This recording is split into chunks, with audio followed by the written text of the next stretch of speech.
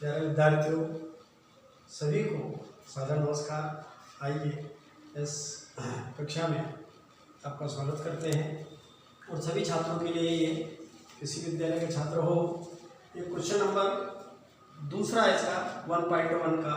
इसमें थ्योरी ज़्यादा है, कुछ बातें समझने की खाली।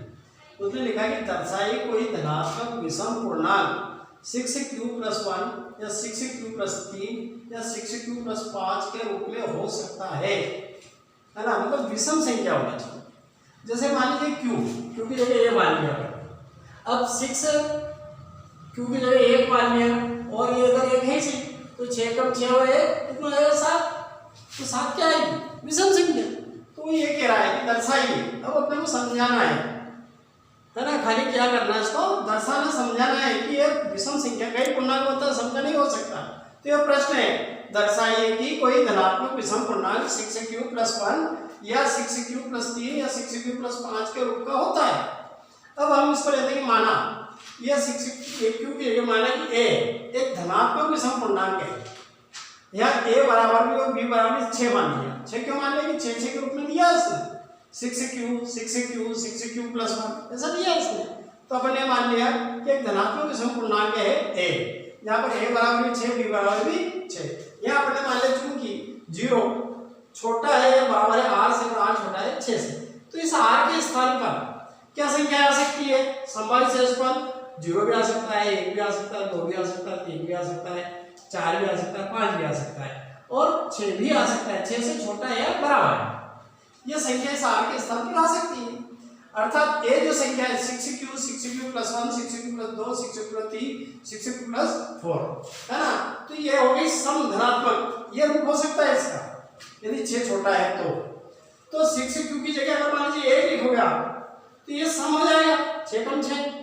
यहाँ पर भी अगर हम 1 की जगह 2 लिख देंगे है ना, तो ये 6 कम 6 हो गया। 6q+2 इसकी जगह अगर आप 1 लिख दोगे तो क्या जाएगा 6 कम 6 और 2 8।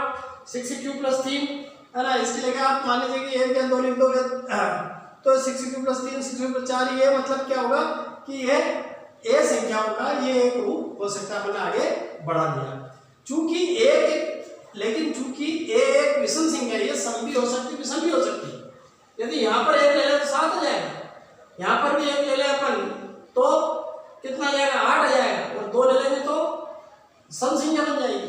तो रूप हो सकता है क्योंकि ए एक विषम संख्या है, अतः ए 6q, 6q+2, 6q+4 का एक रूप हो ही नहीं सकता। क्योंकि कौन सी संख्या है विषम, हम ए एक विषम संख्या मानते हैं क्योंकि संख्या है ये सारी संख्या क्या है 2 से विभाज्य। कैसे विभाज्य है? 6 गुणित 1 बराबर 6, तो 2 किया 6। जहां पर लिया 6 गुणित 1 + 2 तो कितने जाएगी 8। 6q+4 लेंगे तो कितना हो जाएगा 6 × 6 = 4 10। तो ये तो सब 2 से विभाज्य है। तो क्योंकि ये सब 2 से विभाज्य है इसलिए कोई भी धनात्मक विषम पूर्णांक 6q+1 या 6q+3 या 6q+5 का रूप होता है। कौन सा पूर्णांक? विषम धनात्मक पूर्णांक हो तो वो होगा, नहीं तो नहीं होगा, नहीं तो सम संख्या में जाएगा। तो आपको इसका थोड़ा सा अध्ययन करना पड़ेगा, मतलब थ्योरी टाइप ज़्यादा है। अब हम दूसरा सवाल, बहुत बढ़िया सवाल है इसका, आरबी से संबंधित है। इस सवाल को देखते हैं हम। प्रश्न वाले 1.1 का ये लास्ट तीसरा सवाल, इसके बाद सवाल नहीं करेंगे हम, फिर 1.2 पे आ जाएंगे। क्या है सवाल? किसी परेड में 616 सदस्यों वाली एक सेना आर्मी की टुकड़ी को 32 सदस्यों वाले एक आर्मी बैंड के पीछे कार्य करना है। दोनों समूहों को समान संख्या वाले स्तंभों में मार्च करना है, मतलब बराबर जाना है। कुल सदस्य कितने होंगे? 616। आपको बराबर बांटना है ताकि एक टुकड़ी में दूसरी टुकड़ी में तीसरी टुकड़ी में बराबर। तो ऐसी कितनी मतलब वो बन जाएगी, लाइन बन जाएगी। ये पूछा उसने 616 सदस्यों वाली एक सेना में टुकड़ी में 32 सदस्यों वाली एक आर्मी बैंड के पीछे कार्य करना है। दोनों समूहों को समान संख्या वाले स्तंभों में मार्च करना है। उन स्तंभों की अधिकतम संख्या क्या होगी जिसमें वो मार्च कर सकते हैं। अब अधिकतम शब्द कक्षा 5 छठी में जब हम पढ़ाते थे तो बच्चे छोटे रहते थे, उस समय की मानसिकता छोटी होती थी, तो हम उनको एक चीज बताते थे कि भाई वहां पर सीधा था कि लघुत्तम समापवर्तक ज्ञात करो, महत्तम समापवर्तक ज्ञात करो। उस समय उनको ये समझ में नहीं आता था, याद कर लेते थे, गुणनखंड भी याद था, लेकिन लघुत्तम की जगह महत्तम निकालते, महत्तम की जगह लघुत्तम निकालते, तो थोड़ा सा उल्टा सीधा कर देते। तो उनको एक टेक्निक बता देते कि जहां पर भी बड़े से बड़ा, अधिक से अधिक, अधिकतम ऐसा शब्द आए तो वहां पर आपको महत्तम समापवर्तक निकालना है। जहां पर छोटे से छोटा, कम से कम, न्यूनतम, कम से कम, लघुत्तम, इस प्रकार के शब्द आए तो वहां पर आपको एलसीएम, लघुत्तम समापवर्तक ज्ञात करना। ये हमने उनको टेक्निक बताया। यहाँ पर भी वही टेक्निक काम करती है कि ये कह रहे हैं 616 कुल सदस्य हैं और उनके पीछे पलट को जाना है, तो समान संख्या वाले स्तंभों में मार्च करना है। उन स्तंभों की, यह शब्द आया अधिकतम संख्या क्या है, कैसा शब्द आया, अधिकतम। तो इसका तात्पर्य सीधा ये हुआ कि अधिकतम शब्द आने से हमारे यहाँ पर इसमें इसका एचसीएफ निकलेगा। तो एचसीएफ निकालने के लिए हम वही इसको क्रमबद्ध रूप से लेते हैं, क्रमबद्ध, यहाँ से हल शब्द लिख देंगे हम रूप से लेकर संख्या, क्या दी संख्या ने 616 और एक दिए 32 का, कौन सी प्रमेय द्वारा, यूक्लिड प्रमेय द्वारा एचसीएफ याद करेंगे। तो हमारी बराबर संख्या निकल आएगी। एक पंक्ति में कितनी संख्या है, अब वो का वही हमारा तरीका, कौन सी संख्या है ये, 616, काय से बढ़ी है, 32 से। इसका हम चरण नंबर फर्स्ट ले लेते हैं। ये हमने अब कार्य किया कि 616 में हमने 32 का भाग लगाया, तो 32 का पहाड़ा मान लीजिए नहीं याद है, आपको भी नहीं याद है, मेरे को भी नहीं याद है, तो अपने को 30 का तो याद है, 3 का तो याद है।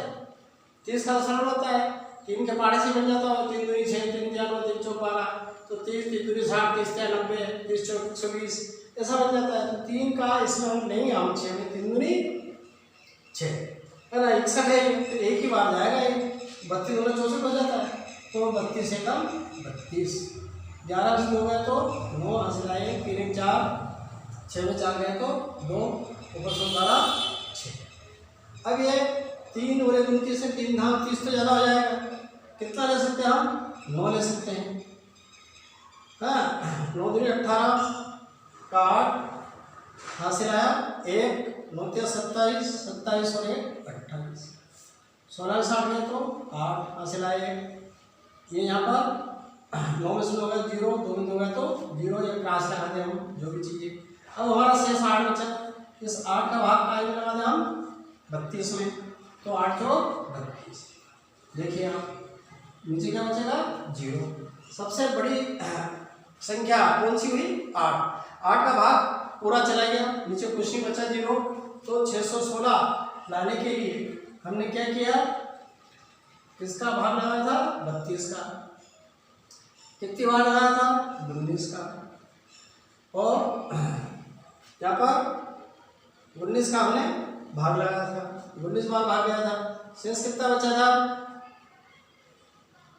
पहले शुरू में एक ही बार लगाया था ना, उतारा 6, शेष बचा था हमारा 8,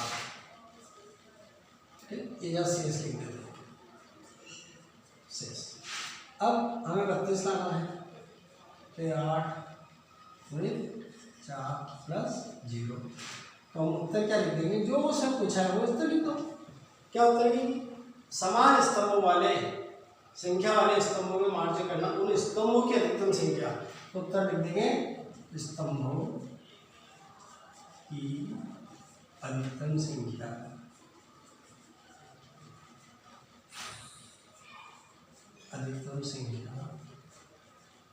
बराबर 8 होगी। ये हमारा आंसर है, ये हमारा सवाल हो जाता है कंप्लीट। ये रफ काम था, हम चाहे तो इसको पूरा बाद में क्रॉस कर सकते हैं, ठीक है।